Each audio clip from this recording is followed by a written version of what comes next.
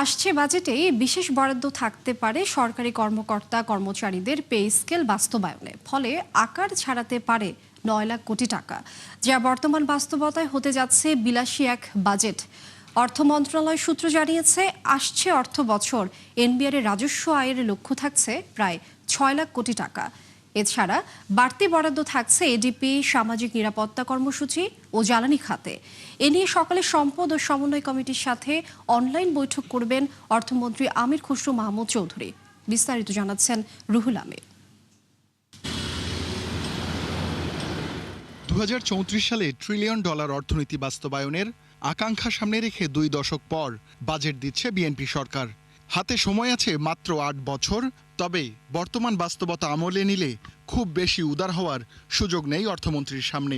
তবুও জ্বালানিতে বাড়তি ব্যয়, উন্নয়ন খাতে বরাদ্দ আর নির্বাচনী ইশতেহার বাস্তবায়নে বড় বাজেটের প্রস্তুতি নিচ্ছেন আমির খসরু মাহমুদ চৌধুরী। মন্ত্রণালয় সূত্রগুলো জানিয়েছে, আসছে বাজেটেই অর্থমন্ত্রী বরাদ্দ রাখতে চান পে স্কেল বাস্তবায়নে। ফলে চলতি অর্থ বছরের 7,90,000 কোটি টাকার বাজেট ছাড়াতে পারে 9 লাখ কোটি টাকার ঘর। সেই হিসাবে আয়তন বাড়তে পারে 14% প্রায়। কিন্তু প্রশ্ন হলো, টানাটানির এই সময়ে এত বড় বাজেট দেয়া কতখানি যৌক্তিক?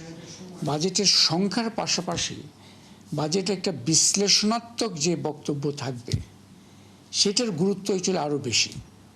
কারণ ওনাদের লক্ষ্যমাত্রা শুধু নয়, কারণ আমাদের দেশের একটা অন্যতম সমস্যা হয়ে গেছে, আমরা শুধুমাত্র লক্ষ্যমাত্রাগুলোই বলি, রোড ম্যাপের কোনো বাস্তবতা নেই।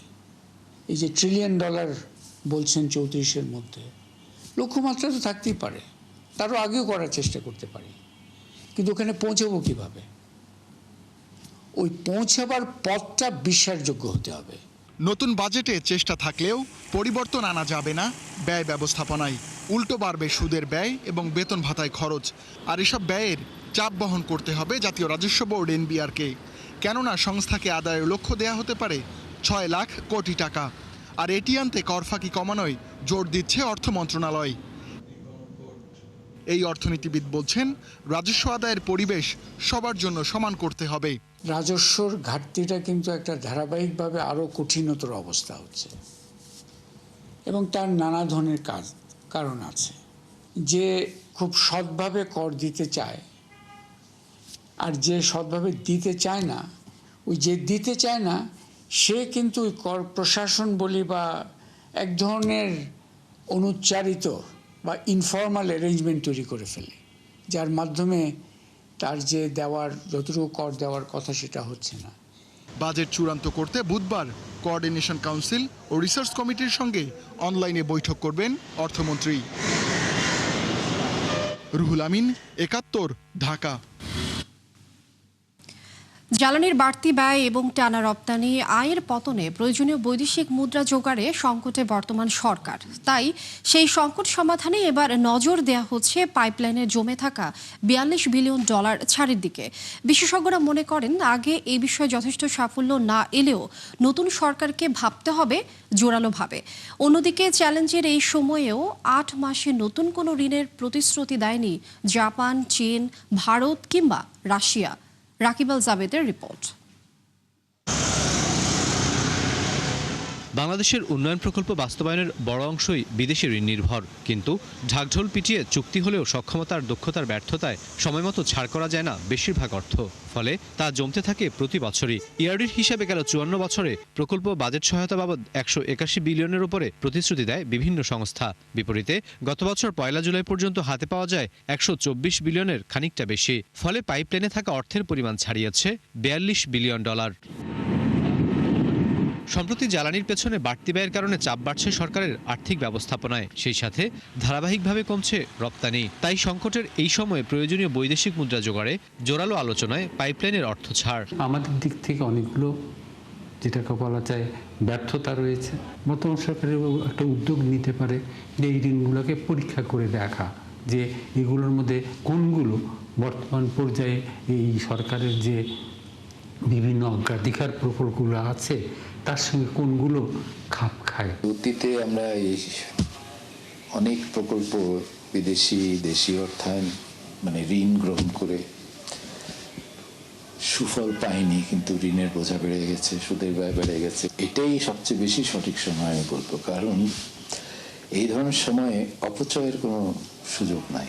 শুধু পাইপলাইন নয়, নতুন উৎস থেকে ঋণ পেতেও দৌড়ঝাঁপ শুরু করেছে সরকার। এরই মধ্যে 2 বিলিয়নের আলোচনা চলছে একাধিক সংস্থার সাথে। তবে প্রয়োজনের এই সময়ে চলতি অর্থবছরের 8 মাসে অর্থায়নের প্রতিশ্রুতি দেয়নি জাপান, ভারত, চীন কিংবা রাশিয়া।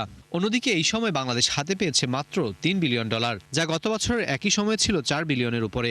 সেই সাথে বেড়েছে পরিশোধের চাপও। বিশ্লেষকদের মতে এ বিষয়ে আরও সক্রিয় হতে হবে সরকারকে। বাস্তবায়ন করে আমি যে কাজটা করব, সেটা থেকে যদি কোনো রিটার্ন ইকোনমি বা সরকারের কাছে না আসে, তাহলে তো ভবিষ্যতে এটা ঋণের বোঝাটা বাড়িয়ে দেবে, কিন্তু ঋণ পরিশোধ করার সক্ষমতা তৈরি করবে না। সেই জন্যই যেন তেন প্রজেক্টে যেহেতু অর্থায়ন আছে, সেই জন্য বাস্তবায়ন করতে হবে। ওই প্রিন্সিপাল ধরে এগুলো ভবিষ্যতের জন্য এটা আরো বেশি বিপজ্জনক হবে। বর্তমানে আমাদের বৈদেশিক ঋণ পরিশোধের যে পরিমাণ, এটা কিন্তু আমাদের বাজেটের একটা বড় অংশ কিন্তু ব্যয় করতে হচ্ছে আমাদের ঋণ পরিশোধের ক্ষেত্রে, এবং আগামী বছরগুলোতে কিন্তু এইটা আরও দ্রুত গতিতে বাড়বে। সবশেষ অর্থবছরে অবশ্য প্রতিশ্রুতির চেয়ে $1 বিলিয়ন বেশি অর্থ ছাড় করেছে বাংলাদেশ। বিভিন্ন উন্নয়ন সহযোগী এবং সংস্থার কাছ থেকে স্বাধীনতার পর থেকেই প্রকল্প বাবদ অর্থ সহায়তা পেয়ে আসছে বাংলাদেশ সরকার। তবে সঠিক সময়ে এসব প্রকল্প বাস্তবায়ন করতে না পারার ব্যর্থতার কারণে পাইপলাইনে এসে জমা পড়েছে $40 বিলিয়ন বেশি পরিমাণ অর্থ। বিশ্লেষকরা বলছেন, নতুন সরকারের অধীনে সঠিক সময়ে প্রকল্প বাস্তবায়নে মনোযোগী হতে হবে বাংলাদেশকে, তবেই মিলবে প্রকৃত সুফল। রাকিব আল জাবেদ, 71, ঢাকা। জ্বালানি তেলের দাম সমন্বয়ের বিষয়ে কাজ করছে সরকার। পর্যাপ্ত যাচাই বাছাই শেষে ক্যাবিনেটের মাধ্যমে নেওয়া হবে চূড়ান্ত সিদ্ধান্ত। সংসদে কথা জানিয়েছেন জ্বালানি মন্ত্রী ইকবাল হাসান মাহমুদ টুকু। তিনি জানান, বর্তমানে দেশে 1,64,644 টন ডিজেল মজুদ আছে। বর্তমান চাহিদার বিচারে যা চলবে 13 দিন। তবে আগামী 30 এপ্রিলের মধ্যে আরও 1,38,000 টন ডিজেল দেশে আসবে বলেও জানান তিনি। বলেন, অকটেন 10,500 টন ও পেট্রোলের মজুদ আছে 16,000 টন। সংকটের এই সময় বিশ্বের বহু দেশ দাম সমন্বয় করলেও বাংলাদেশ বাড়ায়নি বলেও জানান ইকবাল হাসান মাহমুদ। বলেন, অবৈধ মজুদদারির বিরুদ্ধে কঠোর অবস্থানে সরকার।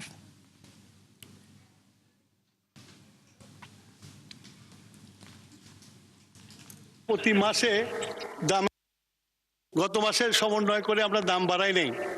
আগামী মাসে আমরা দামের উপরে কাজ করছি। কাজ করে যদি সমন্বয় করে দেখা যায় যে দাম বৃদ্ধি করা এখনই প্রয়োজন, তাহলে আমরা ইনশাল্লাহ আমরা আলোচনা করে ক্যাবিনেটে নিয়ে তারপরে মূল্য বৃদ্ধি করার চিন্তা করব। 10 বছরে দেশে অর্থনৈতিক ইউনিট বেড়েছে 50%। তবে উল্লেখযোগ্য হারে কমেছে উৎপাদনশীল শিল্প প্রতিষ্ঠানের সংখ্যা, যে কারণে কমেছে উৎপাদনের হারও। অর্থনৈতিক সুমারির ভিত্তিতে এ তথ্য জানায় পরিসংখ্যান ব্যুরো। এ সময় পরিকল্পনা প্রতিমন্ত্রী জানান, ব্যবসা পরিচালনার ব্যাপক প্রতিবন্ধকতা রয়েছে দেশে, কিন্তু পর্যাপ্ত আয় না থাকায় তার সমাধান করা কঠিন হয়ে যাচ্ছে।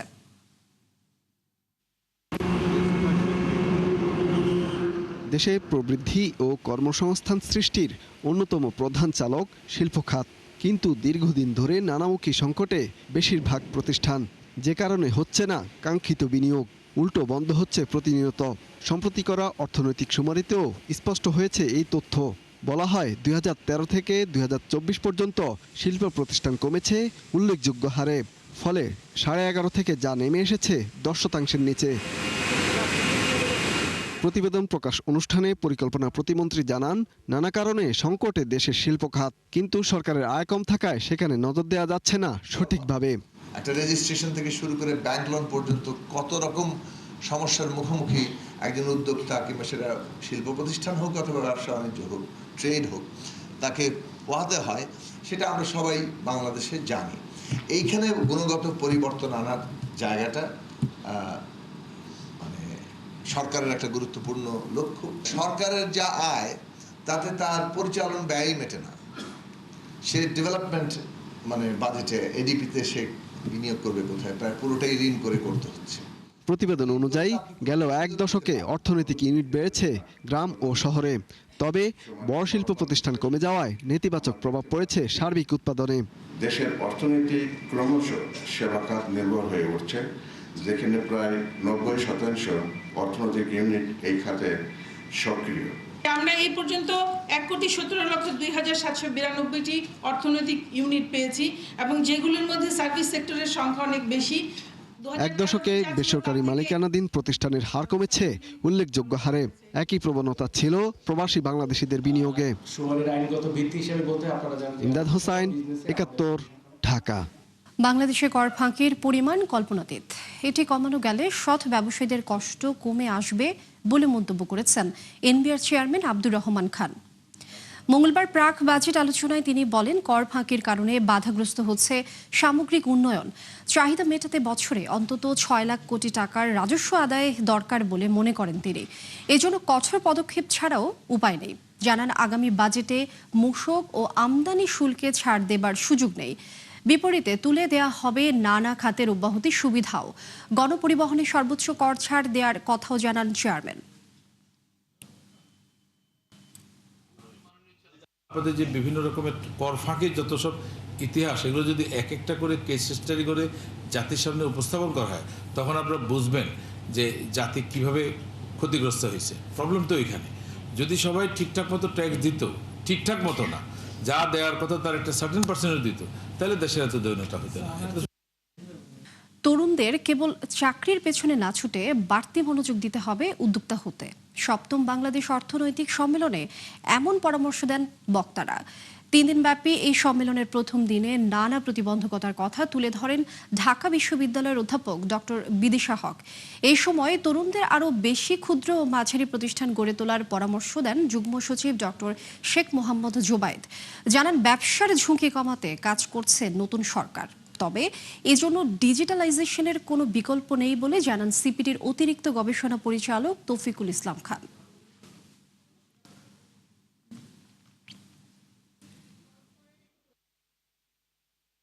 এই স্কিলটাকে কিভাবে স্ট্যান্ডার্ডাইজ করা যায় সেই বিষয়গুলো আসতে, যেমন একই সাথে হচ্ছে ফাইন্যান্সিং। হ্যাঁ, এন্টারপ্রেনার হতে গেলে যে ফাইন্যান্সিং এর যে একটা গ্যাপ আছে, সেই গ্যাপটা পূরণ করা। বাংলাদেশ ওই ফাস্ট মুভিং ওয়ার্ল্ডের সাথে আমরা ক্যাচ আপ করতে পারছি। পলিসি অ্যাপ্লিকেশন হলো মোর অন দ্য ওই লার্জার সেগমেন্ট, এবং এই লার্জার সেগমেন্টের কথা আমি এই জন্য বলছি কারণ আমার গত 3-4 বছরের অভিজ্ঞতা খুবই মন খারাপে। দর্শক, এই ছিল ৭১ বিজনেসের এখনকার আয়োজনে। সরাসরি সংবাদ অনুষ্ঠান দেখতে চোখ রাখুন ৭১-এর ফেসবুক পেজে এবং সাবস্ক্রাইব করুন ৭১-এর ইউটিউব চ্যানেল। থাকুন ৭১-এর সাথে।